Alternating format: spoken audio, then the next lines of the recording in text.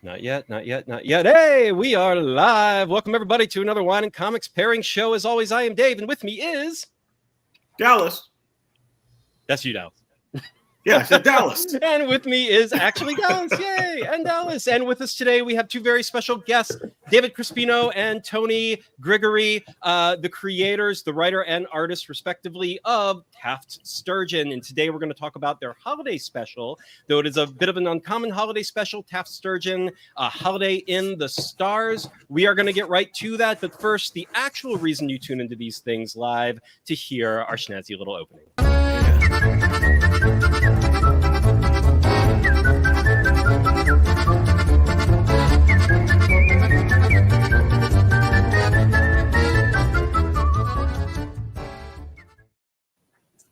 Hey, all right, everybody. How you guys doing? How you doing, Tony and David? Where are you two? We were just talking before we went live about New Jersey. Tony, are you Jersey? No, I'm in Missoula, Montana. Missoula. Oh, Missoula. Okay. Yeah, I'm originally from South Florida. So okay. God, Missoula's like a little creative hub. What is going on with Missoula? There are so many creators, filmmakers, comic creators, you name it, and they're all from they're either in or from Missoula. What am I missing about Missoula? This is like a hidden secret. it's a little quirky little artist, leftist artist. It is a little artist place. Yeah, it's getting more and more gentrified. I've been here for about 11 years, and it's gotten more and more gentrified as in the 11 years since I've been here. Maybe I started the wave. Right. I don't know, but you came in and they're like, oh no, we got to price this guy out. Come on, gentrify. Yeah, for real. It's cheap to live in Montana. That's why. It was, yeah. It's not. It's not. It's not so much anymore. It's getting. I was going to say, not with that gentrification going on. Got to go to Billings, and that's. No. Isn't that weird though that if you're an artist community, isn't that supposed to mean you're all broke and no one can afford anything? And it's like that's always the beginning of gentrification, which does make a certain sense. It's like it's culture, right? It's like you bring in culture with you, you raise everything up with you, but then it's like, but guys, we're artists. Don't raise the rent. Don't raise the price of anything.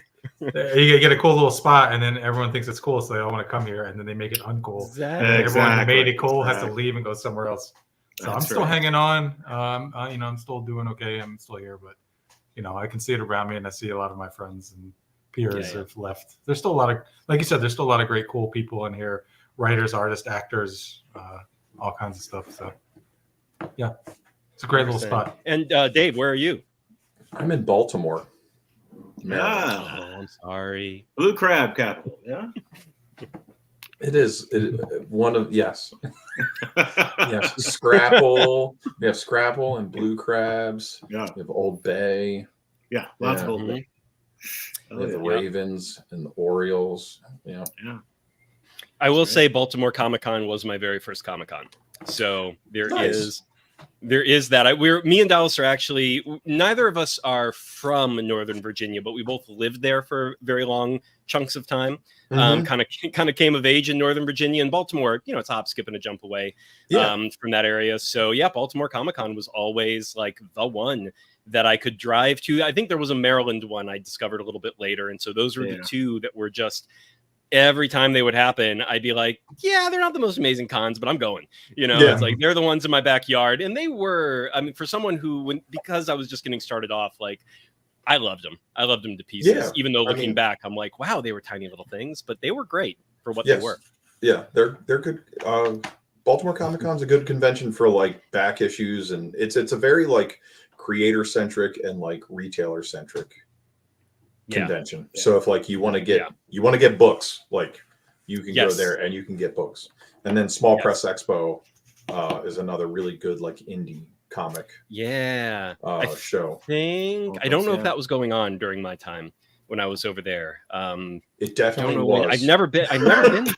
Definitely was. Damn, I never been. And I just remember going to the Baltimore one and like, I would sift through the like 4 for $1 back issue bins and things like that they would just have lying on the ground, and just like whole Valiant runs and like all like so many runs of things with like holes, of course, because it was just whatever was in the boxes. And then it became the game of trying to fill those holes.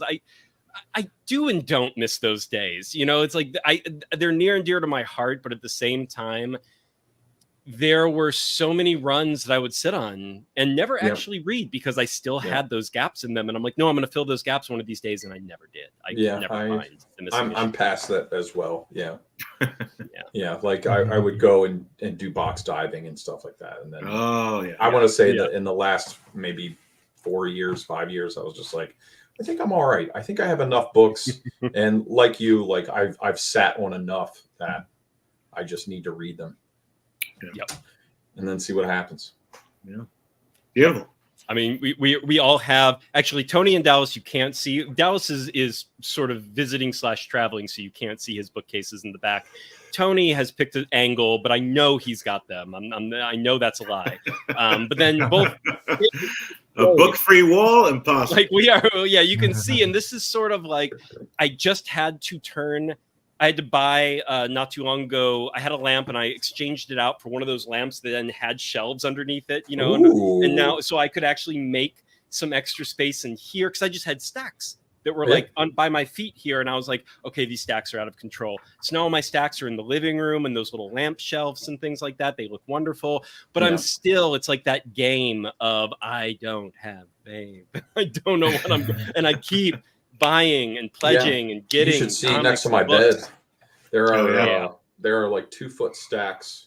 I have 3 2-foot stacks of single issues that are just single issues that I like read and I just like reach, put them on the floor. And it's just oh, what am I going to do with these? I think I should put them in a box, and I just never do. Someday. Oh, someday. Yeah. Do you are you I'm a big like used bookstore person. Like I try, unless it is something that is like super rare or like so indie and small that I'm like, I don't even know if this person's alive anymore. I don't know if I could buy this again. I don't know. Like I literally, if I do an internet search, all I can find are expensive used copies of the old printing. And it's just, I'm like, okay, that I'm holding on to. But everything else I try to recycle. I can't be sentimental anymore. Yeah, no. Yeah, exactly. I'm in the same boat. Yes. And Blake is joining us today. Old Bay all day. Welcome, Blake. All right. Thanks, Blake. So for everyone watching today, you know, we are here today. Tony and Dave, we're going to talk a little bit. I have a couple questions for you to get us kicked off, but let me do a quick little intro for you guys and Taft Sturgeon. So I actually did back the original Taft Sturgeon. I kind of forgotten how many years back that was. Yeah, it was one of the. We did too. Yes, because I was looking through. I'm like, okay, let's do a little research for the show, and I'm like, yeah, Taft Sturgeon. I'm like, they have a new one, and I already had the first one kind of sitting on a hard drive from the original run. And nice. I went back to see. I'm like, I think that was last year. Like, no, not even fucking 2016. 2016. Wow. And I think you delivered it in like 2017 sometime or something like that. The timeline eludes me a little bit. Yeah, you might be right. Yeah. And so I went back and I was like, whoa. I mean, I blame the pandemic years to some degree because those are. The pandemic years didn't even bother me that much, being kind of a homebody and, you know, I'm surrounded by books. I'm happy, you know, kind of person. But at the same time, they are kind of lost years. Like they are weirdly removed from everybody's timeline where it's just like there was 2016 and 17, like kind of going into 2019. And then boom, we're in 2023 to like late 2022 into 23. And like everything was yesterday for the last like 4 years. And I'm like, how did even my brain get that way? But so I was a backer of the original Taft Sturgeon. I also was a backer of the Ancient Noise books that you guys did. But you guys have done quite a number of books together. Now we're all here together. Finally. Yes. Finally. And this one is the follow-up to the original Taft Sturgeon, which was just a one-shot. And this bad boy of a full-on graphic novel, 140-page holiday special, Taft Sturgeon, Holiday in the Stars. We're going to get into that, it's chubby. We're going to get into that in just a minute because I'm so curious. You finally come back to it, and it's like, yeah, okay, 140 pages, let's do it. And it's like, okay, how did you come to that decision? Like, how did we get here? That seems awfully sudden, but you guys have been working together for a little while. So first off, how did you two meet? Yes. Yeah. Our mom and dad is Layla Del Duca and Joe Keating. They were working on a book called not our mom and dad. They were working on a book called Shutter about 10 years ago or so now. And they had been signing on the East Coast. They were doing like a whole signing tour. They're friends of the store. I used to be a retailer, and they were friends of the shop, and we have them come out and have them. They would go to DC. They'd be in Virginia. They'd be here, there, and everywhere. And so there was a DC signing, and I went and visited them as I want to do. And I had been writing, and I had done I had done 2 Kickstarters, and I was writing, just scripting. And I asked Layla if she knew anybody that would compliment me, and she said I have just the guy. Wow, interesting. And I want to say like and I want to say like a week later, Tony and I got on the phone. We started gabbing, and we started finding out how much we had in common. Most of his extended family is all from like Delaware, Maryland. He used to live around here. I lived in Montana for 3 years. And he and I just we were like orbiting. Mm-hmm. And then we finally got together, and I ended up sending him a couple like 5-page scripts and little things. And he's like, yeah, let's do it.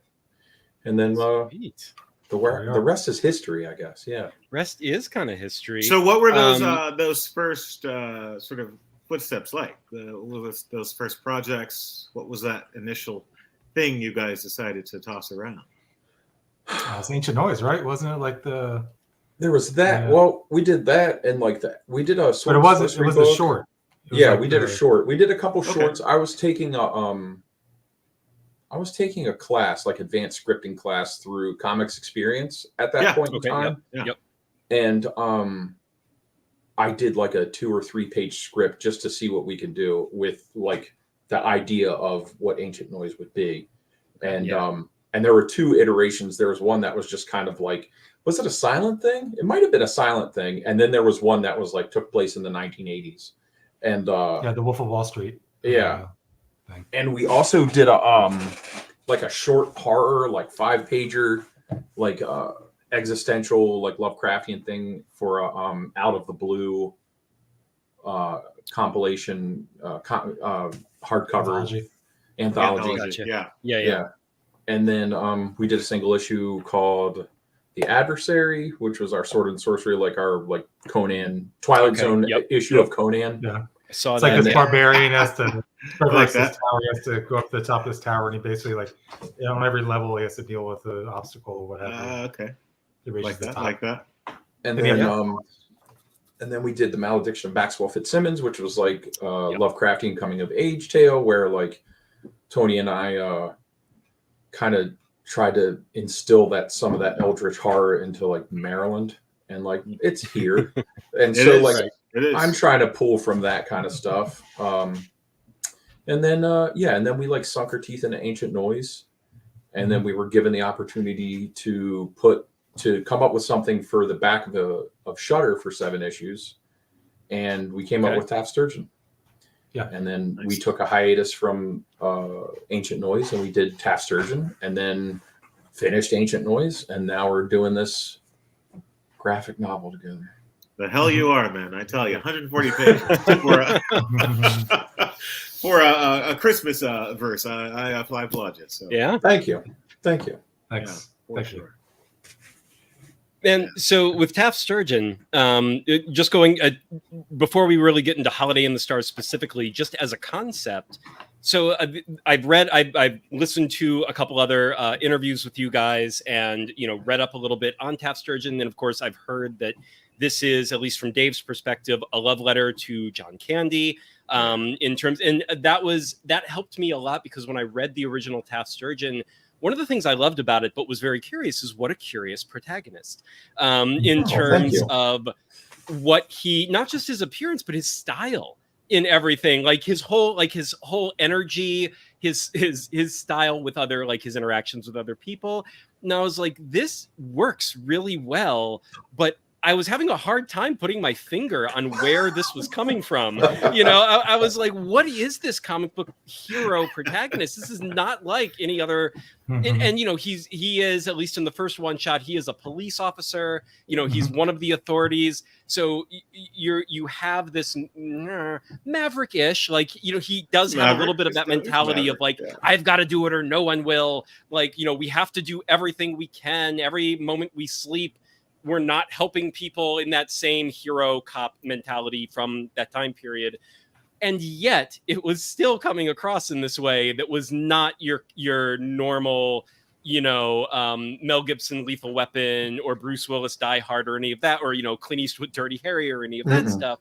So I was just like, this is so curious. And then when I got John Candy from you, it's funny because the only person I could think of before I read about John Candy was Dan Ackroyd. And that's the guy who I was like, it's a blonde Dan Ackroyd. That's how I'm going to take this. And then it started working and clicking for me. And when you went to John Candy, I was like, upscale. Okay. That's adjacent too. I'm like, I can see that. Uncle Buck Rogers is what we had. Right, nice. Uncle Buck Rogers. Cute. Yes. I like that. That is cool. That is clever. Awesome. He is, I think he definitely does harken back to that era when you had like Bill Murray's and Dan Aykroyd's and John Candy's and like this whole generation of, sure, they would do just straight up comedy movies, but then they could also be heroes and things in adventure or action-ish, like comedy action usually, but still have that action. Spaceballs. Spaceballs. And like none of them looked like action heroes. It was just but they would still, like, we bought it during that era. And I don't know exactly what happened. I'm sure we all have theories on how we got into such body image and style and whatnot, and like the whole look. And of course, now our action heroes have to translate into every culture and whatnot, like globally, and we're very hard. So it's like we have one universal version of this, which kind of makes sense. Don't get me started, buddy. This could be a long conversation. I really enjoy what you're doing though, because like it's all stuff that like he and I have talked about. Like we have talked about everything that you have just said, and like with creating Taft Sturgeon, I mean, we just wanted to get back to our roots of comedy and our roots of like basic. I mean, it's nostalgia. Like, let's call it what it is. But at the same time, it's like you watch those films, you watch those shows, you watch those skit television, SCTV, SNL, like all that alumni. There is something. Tony has like kicked around earnest. There's something earnest about that comedy, and there's something like heartwarming and like inviting. And it just felt what we wanted to do is exactly that, is like do something that is, subverts the expectation, right? Yeah. People are all like, they're getting their Guardians of the Galaxy, they're getting their Henry Cavills, they're getting all this kind of stuff. And it's just like, no, we want to like go back to the everyman, and we want to go back to like, the other thing is like, we like grew up with these people. And that's the other thing is like, I wanted to return to that kind of, that honesty, being genuine. Yeah, totally. I think also too, it's nice to like, in a lot of the stories we see these days, where to defeat the bad guy or the villain, you have to become a villain yourself, or become gritty or hard. Oh yeah, exactly. And in this, he doesn't. He's himself, and he's kind-hearted, and he has a good heart, and he's good intentions, and he's always just looking for the positive side of everything, even in the most darkest of spots. You know? So I think it's kind of neat to, and he can fight too. It's like like John Candy and Uncle Buck, like he punches out that clown. He's very capable of kicking somebody's ass, but he chooses to like not, because he knows It's also not to say that we don't have dark days, right? And so like our versions of the dark days is just like, I am feeling down. I'm feeling down about myself or about the situation, but being honest with it and not doing the whole like, I'm going to take it out on, some like fucking homeless guy. Right. Yeah. Or like the criminally insane or whatever. Like I have, or like just some poor woman working at the post office, just doing her job. And I got to wait 5 minutes. I'm going to like take it out on her. Right. Exactly. This country's going to hell because things don't work, and it's like it's never worked. It's never worked. It's called a complex. It's called a complex ecosystem, a complex civilization. Yeah. It's like it's hard. It's difficult. Everyone cuts some. Yeah, exactly. When it's funny because I mentioned. I was going to say, I mentioned Dirty Harry earlier, and Dirty Harry's a character that I missed me entirely in my youth. Like, I didn't watch him until, I don't know, like maybe 5 years ago for the first time. And I watched them all, and like, they were hard. Like, coming from a modern perspective, I was like, I don't like these at all. Like, have you delved into the Charles Bronson stuff too? Or is it a little bit? Yeah. I've seen the first Bronson's catalog is just so delicious. It's just so ridiculous and delicious. I mean, one of my favorite film is Once Upon a Time in the West, but I think it's just because it's Leone. Yes. So. Yes. No, everything about that film is perfect. Yes. Everything. Yes. Well, and it's gotta be my favorite Western.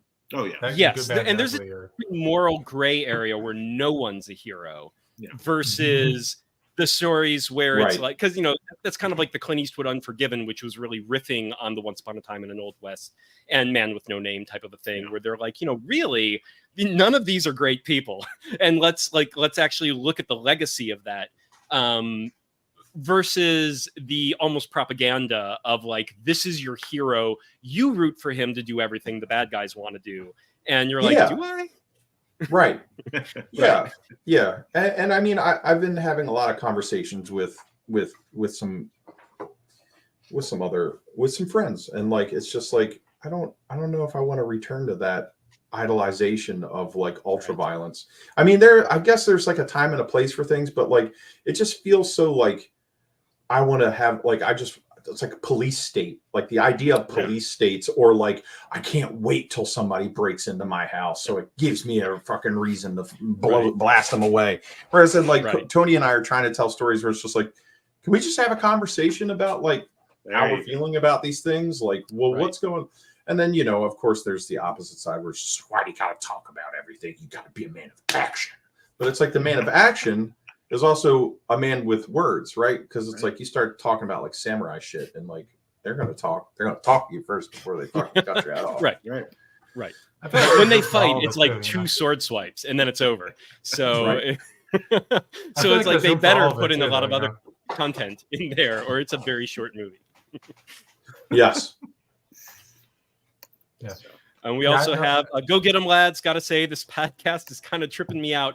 Facebook still doesn't tell us who these people are when they comment on Facebook. I think this is Josh Wagner. If you guys are familiar with Josh Wagner, the comic writer, another Missoula native from back in the day, but no longer. I was gonna say I think that's Josh.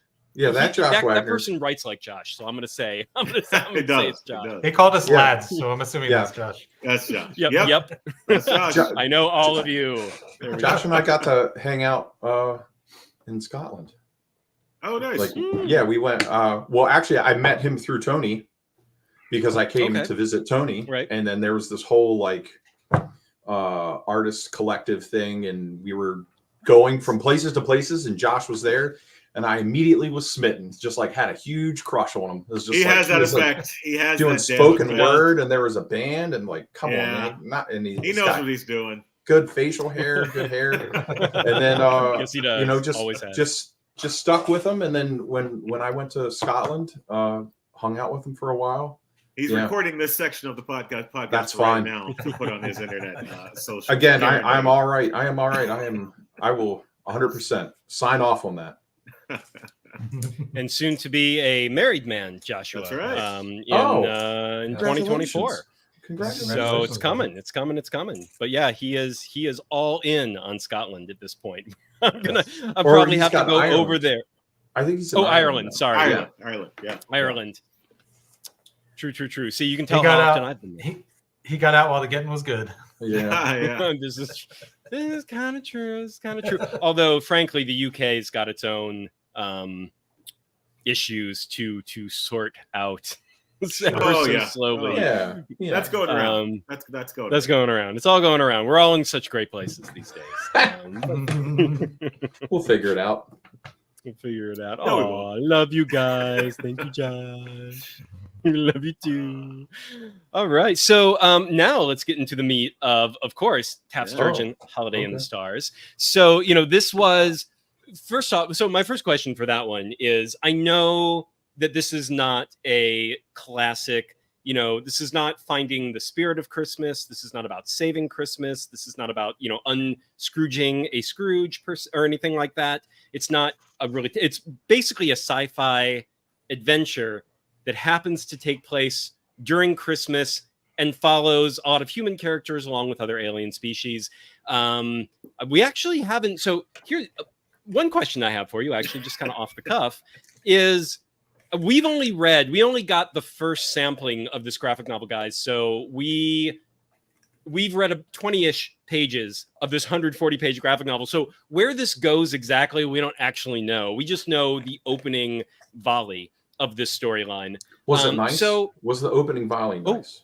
Lovely. The opening volley was very nice. We will get there. Okay. All right. We got all the accolades coming. Good. But right before we get to the accolades, I did have some other questions. So obviously, this is Taft Sturgeon. He's now on the planet is Genius, by the way. And this is a planet that is from the first one shot that he winds up on, which is this. The closest thing I can think. So it's sort of the Star Baby at the end of 2001. If you took the Star Baby and turned it into a city, then everyone walked around. The city was basically the baby's belly, and everyone walked around there, and it is just like and the baby's just floating in space, and everyone's living in towering skyscrapers. Right. Hover cars, the full 9 yards, and it's all happening in this baby on the baby's stomach. That is basically, and the other thing that I can kind of connect it to is, in Marvel Comics, the old Marvel Comics, there were the Celestials, and they would birth another god out of a planet. I mean, you're doing it, man. You're doing it all. Okay, that's it. You're doing it all. So these are all the thoughts I had when I saw it. Looked like Dallas wanted to say something too. Yeah, Dallas. Sorry. I was actually just going to say it's probably best if we started at the original one shot and gave some sort of a back speed to where this piece picks up. So if you guys don't mind, if you could give us a quick kind of summation maybe of the original, and that might lead us into this latest piece. You or me? Go ahead. Okay. So as Dave brought up, Taft was sort of like a child protective services cop kind of guy. Yeah. Oh, he froze. Oh. Well, okay, Tony, Taft it's you. Is a David, you froze. He's like an intergalactic. We'll let you social worker. Come back. Intergalactic social worker. Yeah. Yeah, he's an intergalactic like social worker working for. Yeah. David, I'll do it. UCG. You were like freezing and stuff. Yeah, I think I was freezing. Yeah, yeah, it was like you were frozen. You're freezing. So you froze like solid twice. Like not a single word got through. And see, I thought I saw you guys freezing, but it was really me. It's all you. It's frozen on your side. He's intergalactic child protective. But you're good now. If you want to attempt it one more time. Yeah. Go for it, Tony. You seem to be going well. Tony. Go for it, Tony. Go for it, Tony. Well, if you freeze again, then what are we gonna do? Yeah, then it's like, go for it. I don't know. He's an intergalactic child protective services guy. He's like an intergalactic social worker. He was working with this United Coalition of Galaxies, the UCG. So it's this whole like conglomerate. They've got stations all over the universe. Where he worked was in Earth, but Earth is like, of course, populated by many a species now. So he gets wind of a like child abduction ring or slaving ring, and he's trying to put together all the pieces, and he believes that he has what he needs, the evidence to go for this guy. What ends up happening is that he's kind of undermined by his rival within the company, within the UCG, and he takes that as a huge slight because this guy's getting this and that, and Taft is not. And he's just like, look, like we still have to do it. And they're like, no, our hands are tied. It's over here on June, which is the incubation city or the caretaker city, the giant floating baby. And the UCG doesn't have jurisdiction on these places because of, we'll get into that in a later story. And so Taft's like, well, we got to do it no matter what. Like these people are in peril. So if you're not going to let me do it under the banner of the UCG, there he goes again. I have to quit. I have to go do it myself. Okay. Cool. No, you did it. You did it. You got there. You froze ever so slightly, but then you made it. You came back and made it to the end. We got pretty much all of that. Awesome. Okay. And was part of the thing? It just occurred to me now, and I don't know how this only just occurred to me, but he was basically going after a child slavery ring on a baby planet. On a baby planet. Was that was part? I'm like, oh my god, I can't believe I'm only just now.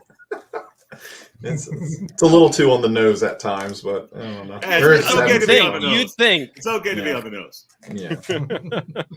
Yeah. I like things that are a little on the nose. So, Me too. Yeah, and there's a refinery, right? They're like working in a refinery and they're processing baby gas and like, you know what I mean? Like all that kind of like weird cosmic excrement. Let's call it cosmic excrement. Yeah, Right. that's good. Galactic shit. Very nice. Yes, absolutely. And so like it's like that kind of stuff, and he ends up going there, setting up an office and doing like a whole investigative thing, and he wanted his partner to come with him, who is Shanice, and she's like, look man, like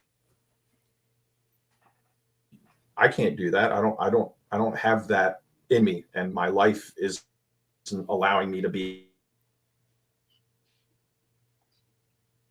There he goes. There you go. Someone wants to keep the secret of Taft Sturgeon.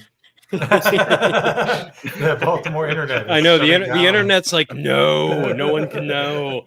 It's the ghost of Poe trying to keep the secret. I like that he just froze doing this. He It's did. like perfect. Oh, I that's know a good completely. thumbnail. That's a good I thumbnail. almost. Oh, And boy. he's like, oh, Oh wow. I wonder. We must all be frozen to him, and because he's Yeah, talking, he's yeah. not. He doesn't notice. Yeah. Frozen to him. Oh, that's such a shame. Yeah. you guys like zoom out and go away, and then I'm just like, So we oh, stopped. You were talking man. about Shanice. That's Yes. where you stopped. You go ahead. You can do it now. No, you finish your thought. Finish your thought, and then I'll pick up when you finish your thought. So Taft ends up on the stupid planet, and he ends up finding some dumb kids, and they're like, "You're the Taft guy," and he's like, "Yeah, I'm the Taft guy." No, he ends up like meeting some of the orphans that have been on June, and they have kind of done whatever they can to undermine Otorius, who is the bad guy of the story, and he's like the space pirate guy. And he finds out that like, oh, these kids like idolize Taft. They idolize the UCG, and they're like, "What do you mean you left? Like, but you're here?" And like, and they all get together. So there's kind of like this really nice like Goonies sort of like moment, and they help him face off against the bad guy, and Shanice ends up showing up. Yeah, he empowers, and Shanice comes back, and the rival gets a worm that The rival gets a worm comes out of his ass. Rectum. Eugene Levy character. Yeah. Yes. And I will say, I really appreciated that the main child comes back for the Holiday in the Stars. That he is now kind of the short round character of the series for the most part. I was going to say minus the exoticism, but I'm like, he is a literal alien. I suppose I can't quite claim that. He's like, he is. He's basically like Data or Short Round from Data from Goonies.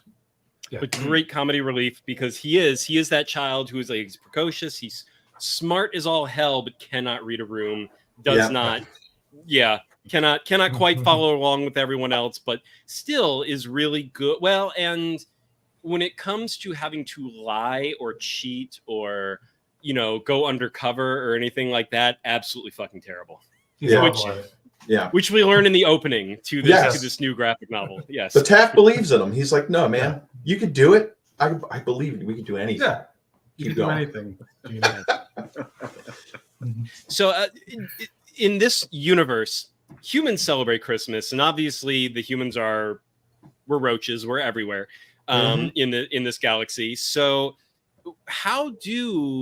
and because we only started with the opening of this graphic novel, and from what I understand about this particular approach to a holiday graphic novel. This is going to be more like, it's got a little bit of commentary. There's obviously the consumer element of especially Christmas out of all the holidays, because it's a lot about gift giving and buying things and moving product and all the deals, all the cons, all the scams, all the packages being stolen off of doorways. Like this is what Christmas is all about. And so there's a lot of that going on, but outside of the capitalistic elements, do the other species celebrate Christmas with the humans? Like, what's going on in this multi? Well, there's a alien. There's a page in the graphic novel that we show where Taft is actually in the story. Taft gets sucked into a black hole and he ends up going to spoiler, the North Pole. But as he ends up going through this wormhole or this black hole, you see a bit of like how different alien civilizations celebrate the holidays and their traditions. So it's like you have a group of elven-looking creatures like doing like a reading, like a forefather type or elven speaking, and then you have like these dinosaur type aliens where they have like a parade where they have a giant like reindeer, like a Chinese. So dragon. Is the North Pole and the Santa-y thing, is the concept going to be that there's a version of that, like he is a part of all these cultures? Like now you're doing it. You're doing it. Yeah. And it's, our Santa, he's kind of like a gray alien in the sense that, like, gray aliens say that they don't really look like this. A lot of the stories are like, we just look like this, so it's like a little less freaky to you to see us, but we kind of appear to each individual species as they would see someone. Right. So that's Santa's kind of like that. So when he appears to Taft, he looks humanistic. But then later on, at the end, you see him appear in a different way when he's revealing himself to somebody else who's of a different alien species. So cool. So it's like that. All right. Yeah, Christmas as a celestial event. There you go. Cosmic event. It's secular. There's no mention of a religion. Just about the Benjamins, people. Just about the Benjamins. Right. Oh, big money. Big money. Yeah. So, but we talk about how, like, I mean, again, you were picking up on like the cosmic abstracts of Marvel comics, and like, so this is very much that, like, the Christmas star is very much like something of a Marvel cosmic abstract of like kindness and goodwill. And like the clauses are essentially heralds of this. So they're like the Silver Surfers of the Christmas star. And then, we're trying to do like this whole cosmological idea of what many races would celebrate. And so, so we have Christmas and some other race would have something else. Mm-hmm. Gotcha. Right. It's inspired by the same some sort of pagan ritual. Thing. Some sort of like seasonal, Yuletide thing of like the holidays and it means something different for everybody, and we really wanted to capture that regardless. And like you said, like, it's about the consumerism and things like that, but it's also about the goodwill and the kindness and like the sacrifice for friends and family and trying to bring that warmth and that sort of caring for everyone as well. So it's like, what Christmas does to people. Mm-hmm. Right. The feelings. So, okay, and that brings me to the question. So why a Christmas/holiday story? Like, what was the inspiration for it, and like what made you want to dive into this? Obviously, you have a lot of creative thoughts, but probably just thoughts too on holidays, on Christmas time, on how we handle it. So what brought you guys to do this as the follow-up to the original Taft? Well, we were kicking around ideas of what to do, and we both kind of wanted to tell a Taft story, and we enjoy the holidays and holiday specials in general. I feel like that's like a thing that you don't really see a lot of in comics. I mean, you see like Grant Morrison they'll do Krampus or what have you, and then you might see like a giant, like a company will do a DC holiday thing or whatever. You really don't always see a in indie Superman comics. story, but that's about Yeah. it. Yeah. Right. It's Superman. There's someone, and Superman has to help Santa deliver toys or whatever the hell. Right. It's all great. Sometimes But a you never Batman, but Superman's the easy one, right? Because he's Yeah. already the hopeful character. And Batman, it's like, this is pushing it. This is kind of hard he puts to the hat shoehorn on, in. and it's funny because he Right, puts the hat on the exactly. Batman. He's not. Yeah. 60s, 70s Batman, it kind of worked with, but as soon as we hit the 80s and it was all about like Dark Knight Returns Batman, it was like, oh, this doesn't work very well. This is kind of hard. Yeah, we'll skip it. Yeah. So we wanted to do something. You don't see a lot of indie creators doing it, and we kind of felt like Taft is kind of like the perfect character to do a holiday special with because of, like David said before, the earnestness and the purity of his heart. Yeah. And I don't know. It's kind of like we live in a cynical, pessimistic, kind of dark world these days. So it's kind of nice to do something that's it's uplifting and heartwarming. Mm-hmm. At least for me, it was nice to do something like this because a lot of the other stuff I do isn't like this sort of comic. It's a little darker, a little more gritty or adult based. So, right. Yeah. And so it kind of, and it was, it kind of grew. Like it starts out as 100 pages, and then before you know it, it's 140.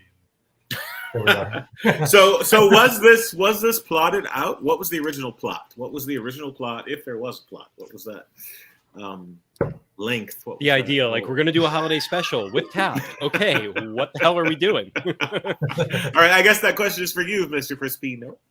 Man, I don't know. Tony and I just batted stuff back and forth, and then I was like, I'll get to work. And then I just typey, and I started outlining things out. At the typewriter. Yeah, I started outlining things out, and it just felt like he and I already tried to kick the idea around. It's like, let's do like something like 60 or 90 pages. And I was like, yeah, that's a good healthy length. Like that's a good novella. Like we'll do a graphic novella, we'll tie it up. And then it started just growing because it was just like, well, I want to do this B story, and we wanted to, explore the North Pole, and I wanted these characters to like grow and change, and like I wanted them to have a spotlight, and like it just felt like, okay, well, this is going to be 140 pages. This is going to be like 6 issues of content, and like I just was really happy with it, and I felt like coming off of our series together with Ancient Noise, like to return to this character, to give that character justice and this world justice, and the respect that I felt that I had for this character, the reverence.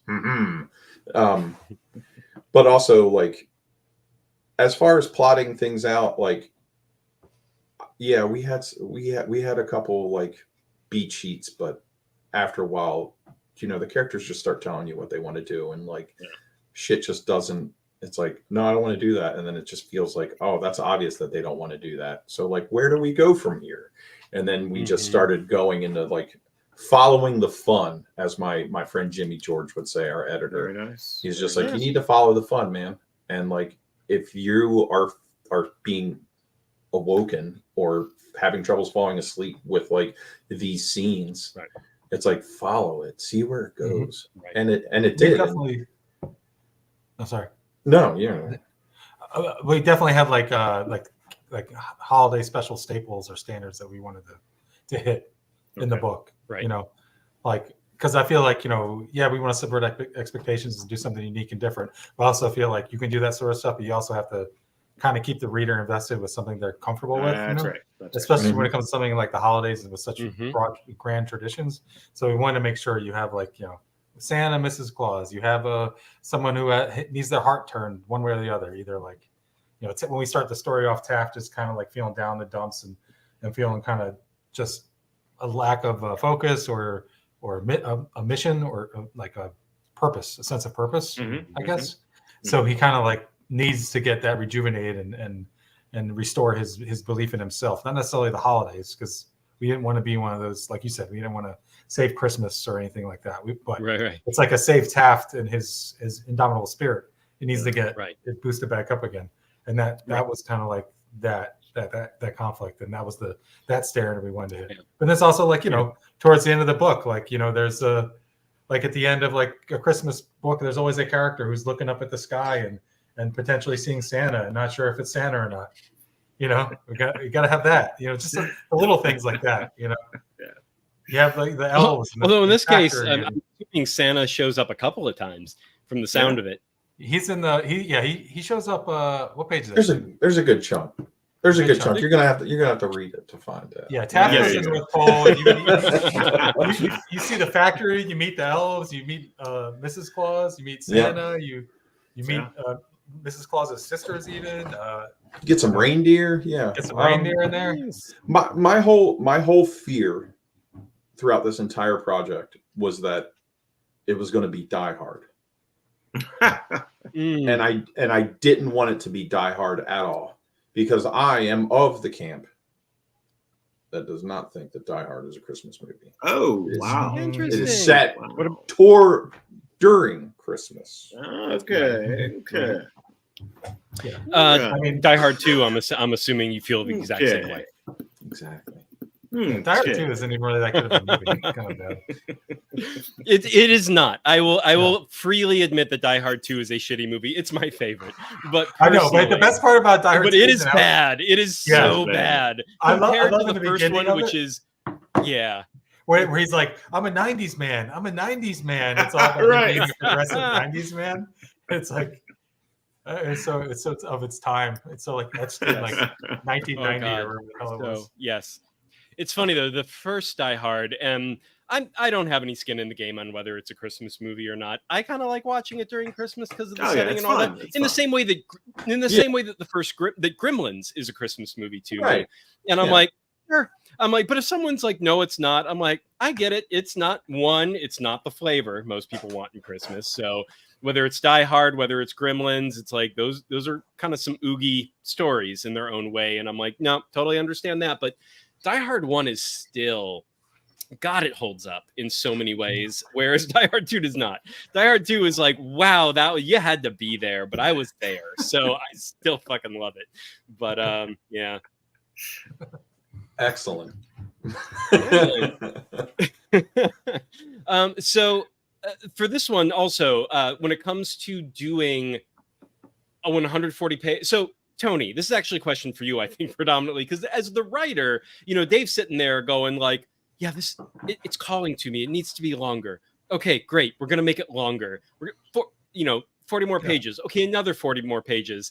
And how did he break it to you? And how were you okay with it? Like, how are you just like, yeah, okay, 140 pages. We're doing this. Like, is this part of the reason why it's been so long since the previous, like, has this been something that's been kind of just being like steadily worked on over years? Or I'm not sure how fast you are. So maybe this is something that has all come together fairly fast. But that is always one of my ultimate questions, I think, for creative teams when it comes to comics. You have the writer who's just like, this is a massive epic, great, I'm writing it. And then he sends it off to you and he's like, draw 140 pages, Tony, go. How did that work out? We've been working on it for a better part of a year, probably. Better part of a year. Okay. So we started probably right before the holidays last year. We started it. Yeah. And so okay, yeah, that makes sense. So, but in between, like the last Taft Sturgeon, we worked on other things together, and I've worked on a bunch of other stuff as well, like licensed stuff and creator-owned stuff and series like Dark Horse and stuff like that. So we've both been pretty busy. But yeah, with this, it was like we intended it to be a graphic novel, but like I said, it was going to be like 100 pages. But we sit down and we kind of flesh things out together. We have it's a collaborative process with David and I. It's like he writes it and then he'll like send me the script and I'll kick him some ideas I have. And Jimmy George is a great editor who gives us ideas and notes. It's a great name too, by the way, Jimmy George. Jimmy George, yes, it is. Yeah. Sounds like he owns an NFL team somewhere. Jimmy George, maybe or like a used car lot, or a used car lot, or a sausage making company. See, I'm still so in the Christmas spirit. I was thinking it was like a Jimmy Stewart name, and I'm just like, the two first names is like like Jimmy Stewart. That Jimmy guy George. sells sausage. Jimmy George. Yeah, I think as it gets added on, it's like, I've never, as opposed to doing more. If it requires more, it's just all in service of a good story. You don't want to have to rush anything. So if we say it's 100 pages and then David sits down and writes it and then figures it out and the pacing, and then we read it and it's like, well, we need like 20 more pages just to get to this ending, because we were like, there's some stuff that needs to be loose ends need to be tied up, and there's some cool shit that, sorry, am I allowed to cross? Yes. Oh, fuck yeah. Yeah, cool. Fuck. So some cool shit that we want to get to that we haven't gotten to or whatever, then we just add more pages, because it's like, it's creator owned and we can do what we want, you know? Yeah. Yes. So it's never like, you know, oh my God, I get so worried about I have to draw more. It's like, you know, I love drawing and it's fun for me, so I enjoy it. So it's not like for me, it's not unless there was a deadline where it's like, oh, that has to be done by this time, and they're giving you 20 more pages to do. Then you're like, we got to talk. Yeah, we got to talk.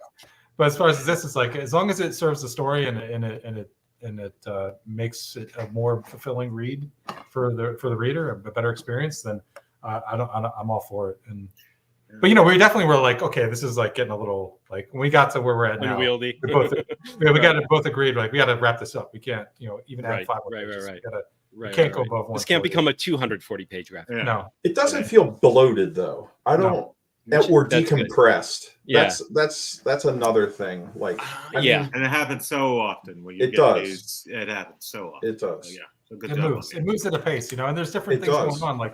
Like you know, Taft ends up like, so the story, he gets requested to meet up with this tycoon, this robotics tycoon, who wants to like collaborate with Taft, quote unquote, collaborate on a project, and he maybe has malicious intent or nefarious intent behind him, or maybe not. Maybe he's just such a capitalist that, I mean, you know, his intent is nefarious. Just very straightforward, right? Very transparent. It's probably honest to him. It's noble to him, right? Yeah. Well, that's the thing about this character, this villain Heffensnorp, that I love him because, and then we kind of at the ending, we touch on a lot of stuff that about his character.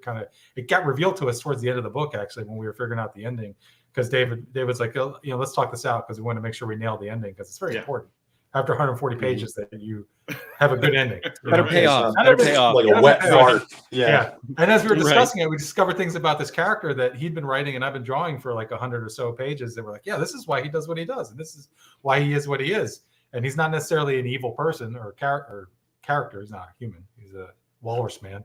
He's not an evil walrus man, but he's definitely a selfish and driven walrus man. And that the byproduct of that is, I hope you have that on a T-shirt, by the way. Selfish-driven walrus man. Walrus man. Very big, egotistical, selfish-driven walrus man. Walrus man. Giant tusks. Everyone's gonna ask you, what is that? Right. But yeah, he's not like the evil, you know, he's not like Skeletor or, you know, evil guy. Skeletor's not evil. I take offense to that. Well, I feel like that's true. So, like the vast majority. Cobra Commander. Okay. There you go. Yeah, I don't know. Skeletor's pretty bad. Pretty bad. I mean, he might have a good. It's been so long since I've Hordak. Can we just do Hordak? There you go, Hordak. Hordak. There you go. But I think that holds true of a lot of the Taft Sturgeon characters, is that, you know, in the same fashion that Taft Sturgeon is not a one-dimensional style maverick cop hero, everyone, you know, you're very good at, and so here's where the accolades begin. So you're very good.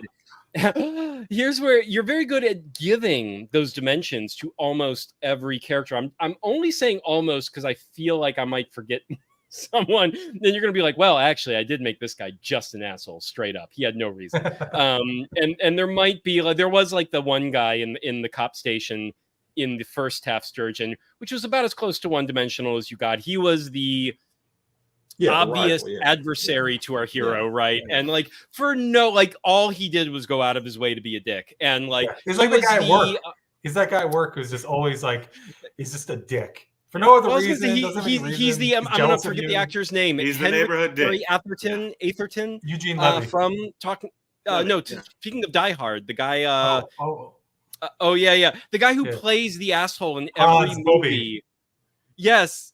And he's always just the most uncompromising dick you could imagine. And the moment he gets the opportunity to do something okay or right or possibly kind, immediately he goes okay, and then does the worst possible version of that. And so that is that. I feel like that character was like the character that would, back in the 80s, early 90s, been played by this actor, which is hysterical because everything I've heard about that actor is he's the nicest guy in real life under the sun. Richard Thornburg? Is that who you're talking about? Who's say that again? Richard Thornburg or William Atherton? William Atherton. William Atherton. That's him. Yes. And he was Richard Thornburg in the movie. Okay. There you go. That's his name. God, it's been a while. But yeah, Poor guy. In Die Hard, and he was the guy who shuts down the Ghostbusters in right. Ghostbusters. Yes. Yes. Yes. So this was like he got typecast as this style of role, even though apparently, like I think they did a retrospective. I think either he only recently passed away or he's still with us, but mostly retired. But they did a retrospective on him recently, and they were like, he was basically like, everyone was like, oh, he's the sweetest guy. He's the nicest human being you'll ever meet. And it's hysterical that he was so good at being a complete dick on screen whenever it was called for. Biodome. Oh, Jesus. Actually, that's a movie I haven't thought about in a while. Actually, I think they're in production now on the remake. On the remake of Biodome, I think they're Pauly trying. Shore going to be in it? Because unless Pauly Shore is going to be in it, I'm not going to watch it. Maybe he cameos or gets executive producer. Yeah, I hope he cameos. I don't know. It's got to be in it somewhere. I think, unless We shall see. COVID. But kills yeah, it. bringing that back to the main point, you are very good at giving those dimensions to most of the characters and to the story. For sure. I feel like, in certain ways, even though the holiday special is all about finding, exploring that side of the characters and exploring that side of these types of stories, like the first Taft Sturgeon, like I feel like you found a bit of a niche, because these are this is a kind of comic story that we don't get very often these days. And it's probably one of the reasons why even the first one, it took me a while to get a grip on it. I was like, what am I reading? Who is this character? What is going on? And it's almost like that nice nature to the whole fucking thing, which is just sort of like, it was to the point where I was just kind of like, I don't understand. Like it's not, everyone's not just like mean and mean heroic and mean evil. It was the exact that mirror image of that, where it's like everyone was kind of nice evil or nice heroic, where it was like everyone's kind of means well in their own weird way or because of their background, whatnot, with a few exceptions, because like you did have like a child slave ring, which is like, all right. There's probably not many shades of gray in that, but exactly. But so this is probably a great segue to, because part of the thing when we start talking about the comic in specific and giving the accolades and things like that, Dallas, did you have anything you wanted to say about this story, the 20-ish pages that we've read, before we jump into kind of the wine pairings and why we paired what we paired with it? No, just that. Or how you feeling? I really appreciate, as we were talking when we first started, that kind of 80s treatment of story where kids' stories had actual danger to them. Sort of family stories had an underlining sort of a really acute kind of evil component that made it interesting, made it dynamic. And I think what you guys do with this is reminiscent of that, and it is nostalgic, and it does give me that that sort of satisfaction I got from a film like Goonies or a film like Time Bandits, or that whole era where this sort of family friendly content was still the edges were still sharp, even though I don't necessarily think this is a family-friendly world you've crafted. I do think in a world where I'm a producer and I could pick a comic property to turn into film or television, this would probably be on the list, because I think it has all those elements. It's accessible because of this sort of the central character, that John Candy-ism. As you guys say, that sort of Uncle Buck, accessible while still being wildly creative. Absolutely, which is that it's that little mesh, that's the sweet spot. It really is, and I do think that's the phrase of the day, is the sweet spot. And I want to put a pin in that, so we'll circle back to that in terms of. And we do have Jeremy Higgins joining us. Wine pairings and hard accolades. 4% accolades by volume. We can do better than 4% by volume. Come on now. This is wine, 14% by volume. We're gonna bring it up to that. That's right. But I do Gonna think raise the game. sweet spot is the phrase of the day, because I the do think character. the production budget would be very high on something like this. Yes. Oh yeah. Although, No, I don't know. You could totally get away with. I might Certain take the things. George Miller route. or they do sci-fi TV for like a Okay. fraction of the budget that the Yeah. movies do. And just recently, I don't know if you guys have seen The Creator. I did. Yet. I was about to say. You Yeah. did. I was about to say. So yeah, it's like that's budget. at least That's pulling back. it. I mean that sort of. I mean, that's that $80 method million. is returned. Don't get me wrong, but That's a lot it pulled it back from $250 Right. million. For movies like that. So I'm like, And that looks better than and- a lot of the bigger budget ones that they make. exactly. I mean, with the And aliens according- you guys have crafted, with the sort of the beings from various places, you've got the opportunity to do real practical effects. Like, Yes. so yeah, Practical that's how I approach this. Like, I see it as a really satisfying kind of nostalgic piece. Yes. And as I said, sweet spot's going to be the phrase of the day. We'll go with that. You're sweet starting vanilla on this wine. one, Dallas. All right, boys. Let's get. Now we're going to get into the wines. All right. Okay. I'm going to keep this one probably pretty short and sweet, actually. Where are my notes here? There we are. I like sommeliers. This is fun. Oh, don't call us that. Oh, God, no. Comic no. sommeliers. Comic sommeliers. Comic assholes. So, Comic gatekeepers. We needed some. Thank you. Oh no, There you go. not Comics Gate. Don't say that. Comics game. Don't stop at gate. Keep going That's to keepers. Comics Gate keepers. That's even. That's all. All And right. the keepers, I keep the comics gate behind my own gate. It's like that would be nice. But unfortunately, no. Behind an electric fence. Oh no. All right. So, I think personally that this tale is rather sweet. I do. I think the central character is just the kind of guy you want to have a little cuddle relationship with. He he's the kind of guy you wouldn't mind a hug from. And he's a noble character. He's got all the sort of standard things you appreciate in the big guy in a world. And because of that, I kept it pretty straightforward. You've got all the Christmas the holly and the decorations of Christmas here. You've got all the stuff that makes me feel warm and fuzzy inside. You've got all the other nonsense too. When I say nonsense, I mean the sort of adventure of it all. But at the end of the day, this central character is who I'm here for. Honestly, that's when you guys pull this guy out again and do another 140-page epic, I'm there because of this central character.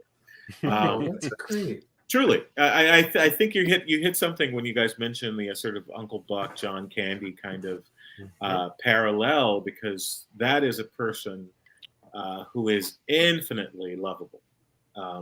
Regardless, even when he played villains, I think he played a villain in one of his first films. I can't remember. God, did he? Like It the was Western a very, one or it something? was a very light villain. I don't remember what it was. And Blues Brothers, he was kind of like, was he a villain in Blues Brothers? Okay, yeah, I guess. he I was think the everyone was a villain in Blues Brothers except the Blues Brothers. Essentially, He was really sweaty in JFK. Yeah, he was really. Yeah. Oh, yeah? True, that's right. God, I forgot about that. That's right. He was in JFK. That's a good reference. Yeah. I forgot about that. And when I approach these pairings, I take one of two routes. It's either the wine vintage I would like to drink while in this world as a background character, or the wine I would like to drink in one sitting while enjoying this world as a reader. And I chose the wine I would like to drink while inside this world. And if you know anything about gravity, it fucks with the senses, particularly the taste buds and whatnot. And sugar is one of the few sort of sensory components that is really acute in space, or so they say. Only like 70 people actually know. But because of that, I went with a pretty high sugar content port, a white port.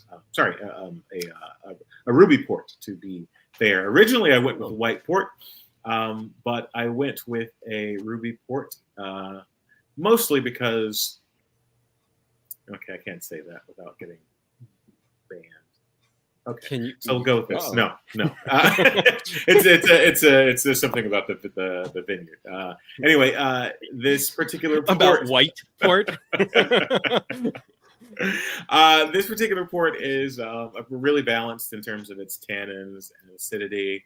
You got the warming spices. You know, they say space is really cold, so I imagine it would be cold in certain areas. So I want something that's warming and oaky, and it is a wonderful example of a ruby port. It is the Sandeman Founders Reserve port. It is a lovely. It's their Founders Reserve. Of course, you can find Sandemans most places. You can find Sandemans. That's a big port brand. Yeah, and it is really accessible, but it also is very good. It's very dynamic. It is very mature, even the young vintages, and I just love it. I imagine myself walking around, listening to conversations that I don't need to be hearing. I'm the guy in the background poking my head into the room with a glass of port. That's me. That's who I'd be in this world. I'd be the guy in the background, just creeping around with a glass. Just following around. Just following the character. What are these guys up to? Oh, they're very good at this. Yeah. Oh, look at that's precisely look at him taking down these guys. And that was nice. I'd have a nice little snifter of port, and that's all I'd be doing. So yeah, I've got to do that in the story one of these days. Just someone walking around, watching all the action, watching the entire story, commenting on it while sipping, and I'll be like a Where's Waldo type thing. Precisely. Exactly. Where's Dallas and his port? Precisely. Oh, that's cute. That's good. So yeah, that's me. Yeah, that's funny. I would have been shocked. My expectations for you was mulled wine. I thought that's where you were going to go with this. Originally, I was going to go there because, as we said, sometimes I like to go. I like to be on the nose. Not often, but occasionally I like to be on the nose. And I did start with a mulled wine. It was particularly a Baltimore, Maryland mulled wine recipe, actually. Oh, nice. And decided that was a little too on the nose because, Especially now that we know that Dave's from Baltimore. Right. You would have been like, did you just look me up and do that? Come on, man. Right. Cool. Right. So yeah, Baltimore Sandeman's mulled wine. Founders I'm Reserve. sure that's delicious. Yeah, it is. Got blue crab in it, some Old Bay. Yeah. All the classics. Awesome. Cookies. So for myself, I did. So my backup, and I promised Alice I have only one this time. All right, guys. So here's the thing. Dave usually pulls out, because he can never decide. He pulls out like 5 or 6. One episode, I think he had 4 different options for the pairing. I think it was like right at 4 or 3, and finally we got him down to 1. So he says. We'll see. Go, Dave. Well, okay. So my backup, and the only reason really it's a backup is because I don't have any on me anymore. And so I had one a couple months back. I remember it very clearly, and I think this would make an excellent pairing with either of the Taft Sturgeons, but it would be extra on point for a holiday graphic novel, which is Honey Mead. I do think, yes. I think I had a bottle of Honey Mead a while back. It was something that I actually got when my parents are, they're up in Michigan these days. And I went to go visit them last Christmas in Michigan and brought back this little half bottle of Honey Mead from Michigan winery. But I drank it, like 2-3 months ago, something like that. And I was like, oh, it's delicious. And it was a little half bottle. Didn't last long. And once it's opened, of course, it shouldn't last long. So it wasn't around anymore, but I can taste it now. I think Dallas is spot on with the sweetness factor being one way you can go with this book. Having something that has a decent chunk of that sweetness, a little bit of cloyingness from that, something like a honey mead or a port, where it's like it's going to stay on the tongue for a little bit. You're going to like every single sip you take, it's going to be there. The honey mead was fortified as well. Ruby port is fortified, so you also get that higher alcohol kick. you can't go wrong with that. I mean, especially in something like a graphic novel that's as creative out there. Like you've got things like that Baby City. You've got things I don't even know. I mean, we've just gotten a little bit of a hint of where this story is going to go. I feel bad because we could have given you a lettering proof of 119 pages. And then you'd have even more. We'd have even more. Don't worry. I will be, I haven't actually backed this one yet.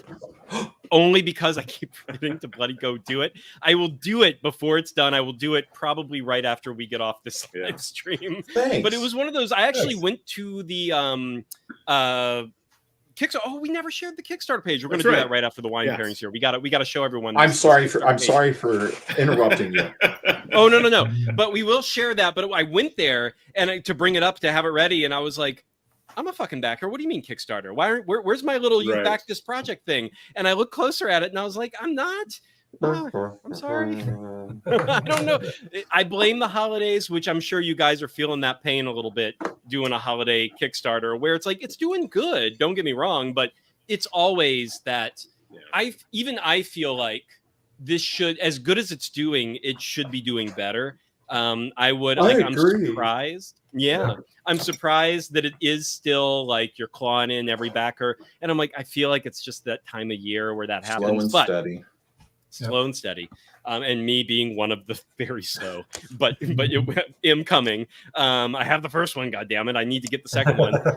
And I've only read 20 pages, so I need to read the rest of it. Yeah, the whole good stuff comes after the 20 pages. That's when you right, exactly. From what the sound of it, this is going to be amazing. So the honey mead, anyway, I think that extra alcohol, that honeyed sweet quality, the unctuousness, and then the depth of flavor that you get from something like port or honey mead. Like it is a lot. There's a reason you do small pours of dessert style wines or meads or things like that. You don't pour a pint of honey mead and drink that shit because it's you just we don't anymore. They used to. But I would say honey mead would be, I think, if I still had it, I would have just pulled that out and not given it a so wait, this is your backup. The honey mead's your backup. That's my backup. Okay, so the one I found, I do have two. I did say two, but only two. I promised only two. So the other one that I would do, and it's interesting because it is the exact opposite spectrum of where I went with the honey mead, but I think it works beautifully with this graphic novel. It is what I'm sipping in this glass right here, so it is another white. But is this Verde? What is that? No, this is an Italian white. It is not Pinot Grigio, I promise. But it is a somewhat of a rare. It has been it's a indigenous Italian grape that was very unpopular for a long, long time, but it's coming back into popularity. We're starting to see it in the States more and more. It's actually starting to get exported and imported over here. And it is a grape called Fiano. Okay. And it used to, at one point in time, it's actually becoming, the people who are growing it now want it to become the flagship Italian white wine once again. It kind of fell out of fashion. Pinot Grigio kind of took over and became like the grape that everyone wanted. And so Pinot Grigio and then like every other white variety in Italy sort of disappeared for a little while, or was such a small production, you could only find it and drink it locally. So now there are things like I recently paired a comic with Falanghina, which is another white wine in Italy that's coming back. Sauvignon Blanc is actually having its heyday, but Fiano, this is a grape that is a little bit like finding a Sauvignon Blanc in New Zealand, which has this bright, crisp acidity. It's light, it's fruity. It's got this kiss of peach to it, but it's not heavy. It's not unctuous, which is the interesting part because that is exactly what I loved about the honey mead. But I think if you're going to go for a non-sweet wine, if you're going to go for dry, you need something that is bright and lively and has that spirit that this comic has, that has the spirit of these characters. It is not heavy. It doesn't drag you down. I don't want to say, I wanted to say they're not weighty thoughts. That sounds like a backhanded compliment. It's one of those things where it's like, it's not unlike something like when I watch Dirty Harry, kind of circling back to that, it troubles me. I sit there almost in a quandary of like, what do I think of this and why? And all of a sudden, I'm not enjoying myself anymore. I'm actually in this deep thought state where I'm just sort of like, I have to process all this shit. I just wanted an action movie. Fuck. And there's none of that here because it is so well written and the characters are so likable and the storyline zips by in this way that I'm like, okay, if I'm not doing something, if I'm not sipping something once every 10 to 15 pages because of how heavy and sweet it is, I want something that I'm pouring a third glass and I'm still not feeling it. I am just in the zone and I am going. So this has like a kiss of peach. You've got like Meyer lemon, the sweeter version of a lemon. You've got that nice, like, this is usually Fiano in Italy. You've got these kind of volcanic soils. So you get this gorgeous limestone minerality coming from the wine. So it's just sippy and bright with just enough mouthfeel, that it, you still have a little bit of weight in your mouth, but not enough to drag you down, not enough to where you start wearing thin and needing to take a nap or go to sleep or call it a night. If you're doing a 140-page graphic novel, you need something that's going to keep you going till the end of that bad boy. And that is, I'm going to say, I'm going with Fiano. What? I'm going to say the what gives you that vibe in that from that book is a little bit of Guillermo Mendez's colors. The colorist, because he. Oh, we should talk about the team as well. Yeah, absolutely. Yes. And on that note, actually, bring up the page. Let's bring up the page so I can actually show everyone some. There we are. Taft Sturgeon. Every time I hear the term Taft, I immediately Here we are, guys. There we go. Yes. And as you can see, they're a little over halfway there. They still have 13 days to go, so plenty of time. Is that gonna end on Christmas? Is that what you guys just Christmas? Did? Yes, December 24th. There it is, Christmas Eve. That's hilarious. Beautiful, beautiful. But get in, you guys know you're gonna forget about it on fucking Christmas Day. So get in there. I hope not. Back this now while you're thinking of it. But yes, let's go down here and let's take a little look. Here is the cover, Taft Sturgeon, Holiday in the Stars. You know what? I did not mention Taft's partner here as a character as well. She is actually, I think, one of my favorite characters in this book. And it's interesting because I was really on the fence with her in the first story, where I was just like, she's a little bit of a dick, and like not like she is the cynic of the piece, right? Or at least in the first book she was the one that was a mean right hook in this. Right. Yes. But she would stand up a little bit more grounded. Yeah. Yes. And so has a hard time taking the leaps that Taft does, where he's like, it'll work out. Let's just go do the right thing. Go.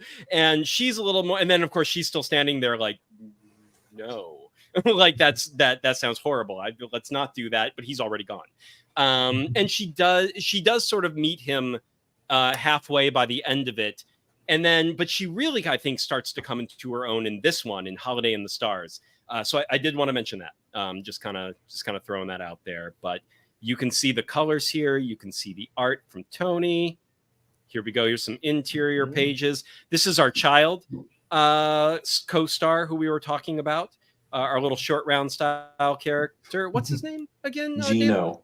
As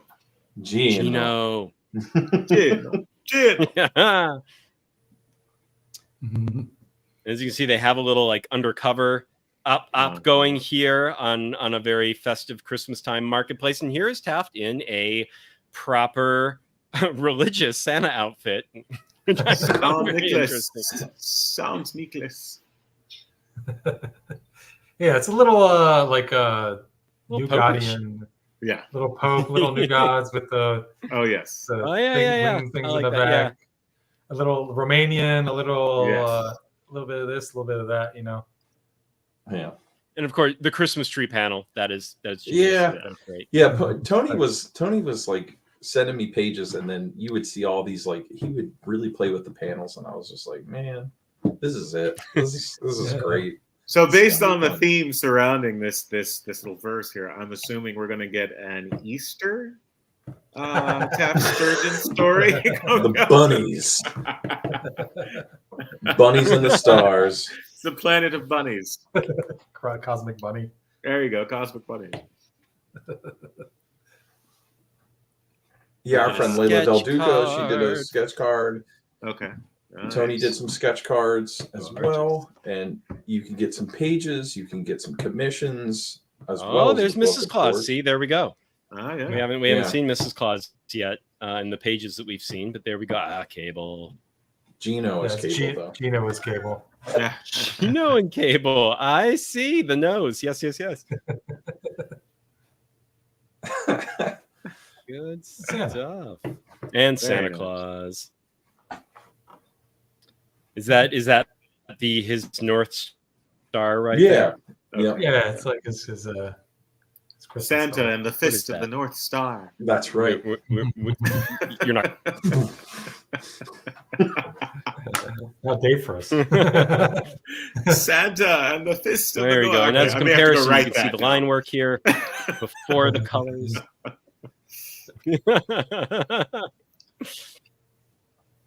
Yeah, good stuff. Ooh, good panels. Yeah. This is such good stuff. I know.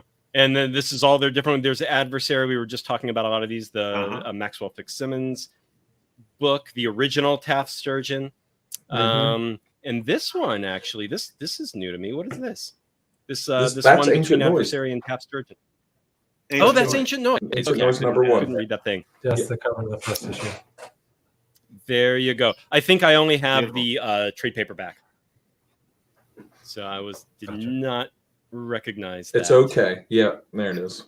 Yeah, but so we're offering the trade paperback as well. Yeah. Okay, good deal. There you go. Yeah, I'm sure. Do you have your whole, at least digitally, do you have your whole back catalog, I'm assuming, available on this one? Yes. Yep. Oh, and Rafer Roberts as in production. Love him. Yeah. Oh God, if anyone hasn't read Plastic Farm, you gotta look that up. You gotta go check out Plastic Farm. Absolutely. Yes. Yes. Rafer's a good guy. He lives a couple minutes away, and I'm actually gonna see him tomorrow. Oh, very nice. Oh, nice. I'm glad that you reminded me inadvertently. that's what we're here for. Oh no. What are you guys up to? Oh, what am I up to? I forgot. But yeah, Simon Goff has returned. He does a lot of work with us already. He did the first 20-some pages with us, laid the groundwork for Guilherme, who works closely with Simon. And he has taken over. So was Simon like the flats, and then Guilherme is taking over after that, or it was the other way around, and then now Guilherme is just doing it all. Like Simon got busy, cool. He got some opportunities, and his schedule just filled up, and we're just like, you know what, you do you, give us your flatter. Nice. And Guilherme he's killer. And Taylor Esposito on letters, like also just incredibly proficient. Yeah, he's great. Incredibly professional. I've worked with Taylor. He's a great guy. Projects. Great guy. And Jimmy George as editor, Jimmy George, screenwriter and script consultant and sausage maker. He's a local filmmaker here in Baltimore. He and Chris LaMartina have made, I think, like 7 feature films. Fantastic. Fantastic. Horror and weird stuff. It's great. And Jimmy's fantastic. Fantastic people. Good deal. Cool. I was just saying, like, no. That's all you got listed. Oh, good. So if you're missing anyone, you might want to go edit the page. Beautiful, guys. Yeah. All right, gorgeous. Anything you want to mention? One last question. One last question yes. here, guys. Taft Sturgeon. What's the background on that name? Was that just that's Tony Baloney, man. That's all Tony. So we're trying to figure out a name for this guy, and I was thinking of William Howard Taft, the portly president from who apparently didn't actually die in a bathtub. No. Oh, How did he die?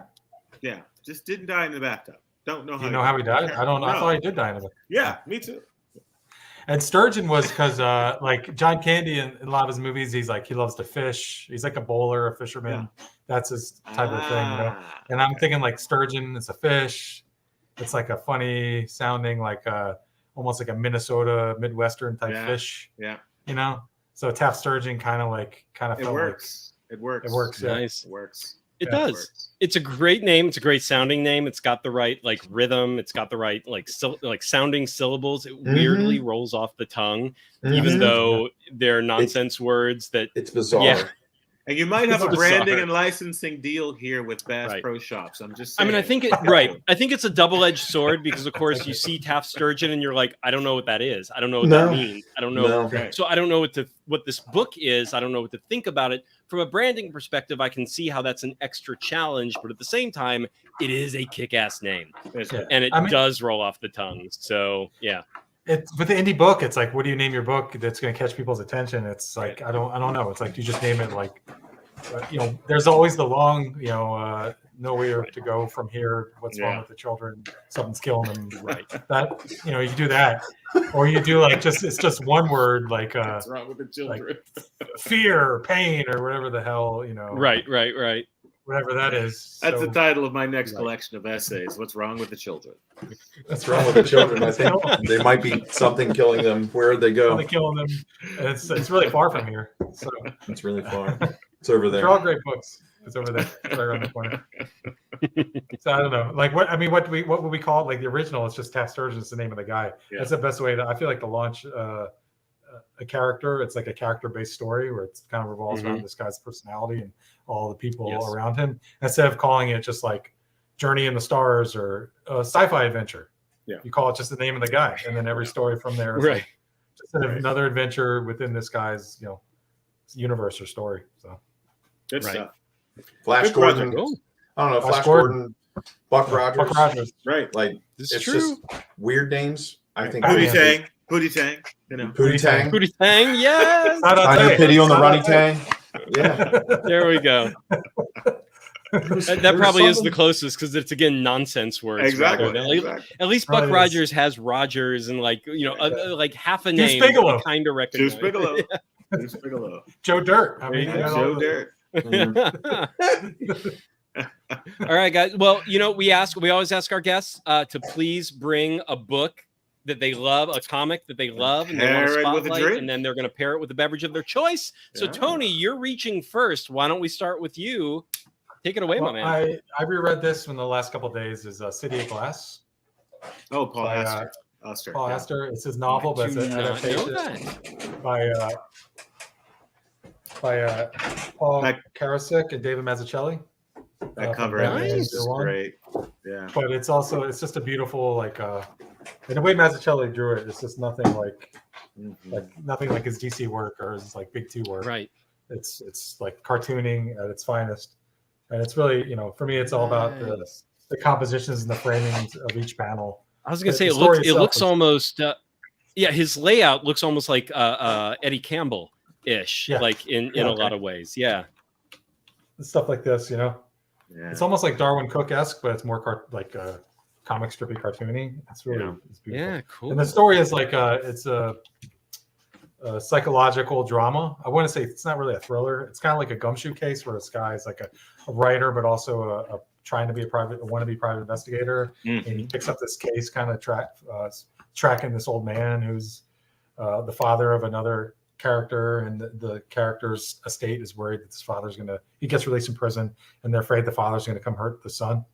And the son's like special needs or differently abled, I guess would be the term. But they kind of the writer Paul Auster is actually a character in the book, and it becomes like a meta commentary on just isolation and creation and kind of identity, and it kind of turns into like this cool like psychological drama and what's real and what isn't and what's going on. And then just the art itself kind of like, to me, it really like delivers it, brings it home for me. So that's what I've been reading. And I don't drink booze. I haven't drank in a while. I did drink some red wine over at Christmas, but if I had to pair a wine with it, it would be like a nice California Pinot Noir, just because that's my favorite, and like it's the winter. Cool. And Solid, very solid, very Nice. solid holiday. If you did pair it with a non-alky beverage, what do you think? Hot chocolate. Hot chocolate, yeah. Hot chocolate goes with everything. That's non-alcoholic to you, huh? Okay. Yeah, well, I have gout, so like it's a problem if I drink booze. I'm serious. I have the gout. Oh, The no. gout I can talk any gout talk, but I don't drink. I haven't drank in a while. But I had some wine at Christmas. I was with family and friends, and I had a little red wine. It's not like I don't drink because I'm alcoholic or anything. It's just like a health thing, you know. Yeah. Right. So. Yeah, good choice. Totally Dave. understand that. Me and Dallas are probably both knocking on wood, waiting for the day. But for now, we get to keep drinking. Hey, calm down. There's some red wine and Guinness are the two things I get away with. Red wine, Guinness, and tequila seemingly don't bother my affliction. But as a person who unfortunately is addicted to hot chocolate, no joke, I had hot chocolate 6 times this weekend. Nice. That's awesome. I have it almost every day. Good Lord. Problem. Beautiful. But it's an antioxidant, apparently, free radicals. Yes. Blah, blah, blah. Fantastic. Chocolates are? Yes, they are. If it's dark enough, don't go too milky on yourself. Exactly. I don't do milk chocolate. That's the I should not have said bastardization that in good public chocolate. online. Don't go milky on yourself. All right. Dave, what you got for Crispino, what you got there, buddy? I went over and I grabbed the thing that's in the tapestry of Taft Sturgeon. Nice. It's the Fear Agent hardcovers. That's everything in 2 volumes, right? Yeah, Rick Remender and Tony Moore, Jerome Pena, Mike Hawthorne. Like when I first read the series, I wanted to do I wanted to do like a space opera type book, and Rick Remender is a huge influence and inspiration on my creative endeavors, and so like reading that made me think it was just like it's like a magnum opus. It makes me feel like The Dark Tower. It makes me feel like Stephen King type shit going in there. Yeah. But anyway, what I drink with it, I also am not a alcoholic drinker guy, but I would drink a nice cup of tea, a nice Earl Grey, with some oat milk, 2 sugars. If I was to drink, and I know that this is probably more of like a beer. This is probably more of a beer book, but I guess I can see that. Yeah. I like the idea of mead. I like mead. The first time I ever had mead was when I was living in Bozeman, Montana. And I think there's a Montana, I think a mead works out there. I'm pretty sure. And I really enjoyed their mead. So I would probably drink mead with this book as well. Because there's like some sort of like Sweet. there's like a Viking exploration feel to this. There you go. Yeah. I've only ever read the first volume. I mean, I suggest reading the far. But I suggest have the read whole that thing. much, so I don't know where it goes. 100%. It's one of those things where I read the first volume, then I'm like, okay, let me see if the series lasts, and then it did, and it finished properly, and so now I've just got to find the time and commit and go read the whole thing at this point. But yeah, I can see that. Awesome. And yeah, Fear Agent guys, really good. As far as Remender did Black Science as well, right? Am I remembering that correctly? Yes. Yep. So those are his 2 big like sci-fi-y. And I've never read Black Science, but I have read some Fear Agent. I love Tony Moore too, so I can't go wrong with that. Awesome, man. Good choices all around, guys. Good choices. All around. All right, guys. Well, that wraps us up, I think, for today for the live stream. Thank you, everybody, for watching.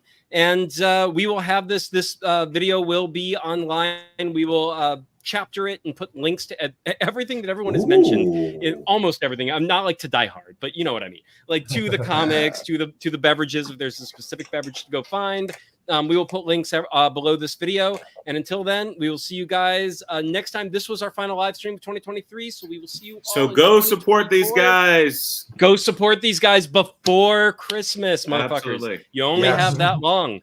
And so happy holidays. Don't sit on it. Happy holidays. Happy New Year's. Happy holidays, guys. Everyone enjoy yourselves. If you're traveling, be safe. Yes. Wear a mask if you're getting on an airplane, because that is a disease factory. Be careful. Or an airport. That's even more of a disease factory, actually, than the plane itself. So be careful. The airplane has better circulation than the airport. So, which is sort of, a lot of people are like, airplanes have good circulation. This I'm like, is the public service portion of our broadcast. Public service portion. I think you have to get through the airport, so be careful. If you have elderly family, be careful before you get there. God damn it. Come for the comics and the wine. Stay for the public service announcement. 100%. Please and thank you. We will always Night, do guys. that. All right. Good Bye, guys. night.